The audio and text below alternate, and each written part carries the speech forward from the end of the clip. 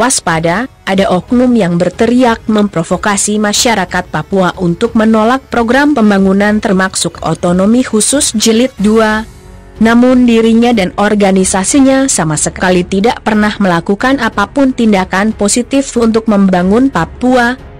Dirinya sendiri tidak lagi berdomisili di Papua dan sama sekali tidak mengetahui apa yang sudah dibangun pemerintah di Papua. Ini bisa saja suatu modus agar mendapat jatah alokasi otsus untuk organisasinya atau untuk kepentingan pribadi. Para provokator ini akan selalu mencari cara untuk memperoleh umpan balik dari tindakannya dengan bertopeng perjuangan. Seperti kita ketahui, otonomi khusus atau Otsus Jilid 1 akan berakhir pada tahun 2021 dan akan dilanjutkan dengan Otsus Jilid 2 sebagai program pemerintah untuk mempercepat pembangunan di segala bidang atau sektor di Papua, demi kesejahteraan rakyat Papua. Hal ini akan menjadi suatu momen atau ajang untuk ikut memperoleh hak atau jatah pengelolaan bahkan suatu kompensasi dengan memanfaatkan masyarakat yang mudah terprovokasi. Mereka akan menggerakkan masyarakat dengan isu-isu murahan untuk menunjukkan eksistensi organisasinya, walau organisasinya sendiri sebenarnya adalah organisasi yang sudah terlarang karena gerakan organisasinya jelas-jelas melawan pemerintah. Para provokator ini akan mengatasnamakan masyarakat, padahal dirinya sendiri tidak pernah bertemu dengan masyarakat, berteriak lantang namun tidak berani untuk tampil sebagai pejuang kesejahteraan rakyat Papua secara langsung. Contoh paling konyol dalam berbagai orasinya, mereka menyebut tidak menerima pembangunan fasilitas infrastruktur di Papua. Mereka ingin rakyat sejahtera. Bagaimana mungkin rakyat sejahtera tanpa sarana jalan transportasi yang memadai? Harga barang masuk ke Papua sangat tinggi karena biaya transportasi yang tinggi, sebaliknya hasil bumi dari wilayah Papua tidak mampu bersaing keluar wilayah karena biaya transportasi yang tinggi dan menempuh waktu yang lama. Jadi, propaganda mereka yang mengatakan bahwa rakyat Papua tidak butuh pembangunan terutama sarana transportasi adalah omongan konyol berbau busuk, hanya untuk membakar semangat sebahagian masyarakat yang mudah terprovokasi. Mereka akan selalu meminta bahkan memaksa agar pemerintah duduk bersama dengan mereka untuk membicarakan apa yang dibutuhkan rakyat Papua, tetapi yang mereka teriak-teriakan hanya Papua Merdeka. Kata-kata impian Papua Merdeka inilah yang membuat sebahagian masyarakat menjadi korban, tertinggal dari saudara-saudaranya yang lain.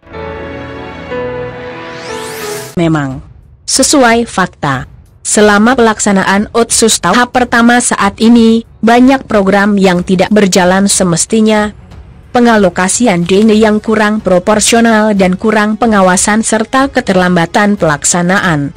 Masalah ini yang seharusnya harus segera dibenahi kembali, dengan cara duduk bersama pemerintah dengan masyarakat Papua untuk menjaring aspirasi, mencari tahu, sektor apa yang lebih urgen untuk dikerjakan saat ini. Bukan menolak keseluruhan program Otsus. Masyarakat harus jeli dan cermat melihat fenomena tolak Otsus Jilid 2 yang marak saat ini. Mereka menolak Otsus tetapi meminta referendum bukan perbaikan. Ini jelas terlihat siapa yang bermain di belakang petisi-petisi ini dan apa tujuan mereka. Demikian dikatakan seorang tokoh pemuda asli Papua dalam satu acara di Ndugama baru-baru ini.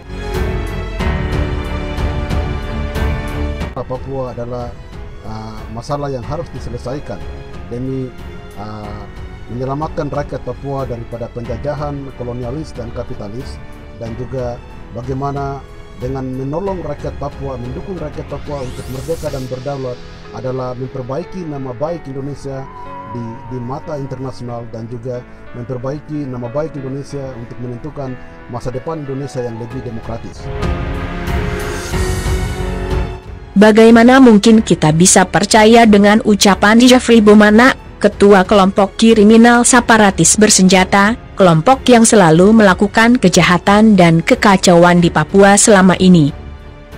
Begitu juga dengan yang lainnya, yang cuma bisa teriak-teriak tetapi tidak pernah berbuat apapun untuk Papua.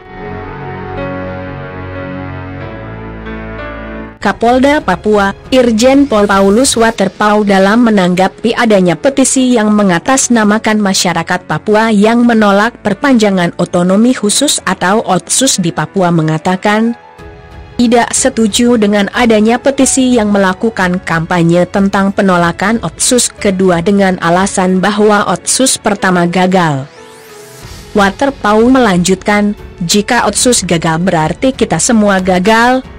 Padahal saat ini banyak orang Papua yang berhasil jadi pemimpin, pilot, dokter dan sebagainya, termasuk dirinya sendiri, bisa jadi Kapolda, itu juga hasil OTKHUS. Ini jelas provokasi. Seharusnya Papua bangga, karena diberikan OTKHUS sebagai hak kesulungan atau keistimewaan. Kapolda juga mengingatkan, di dalam penyampaian petisi, apabila nantinya ditemukan pelanggaran hukum, maka Polda Papua akan mengambil tindakan penanganan yang tegas. Ini dikatakan Waterpauw pada saat Coffee Morning di Hotel Aston, Jayapura tanggal 17 Juli 2020.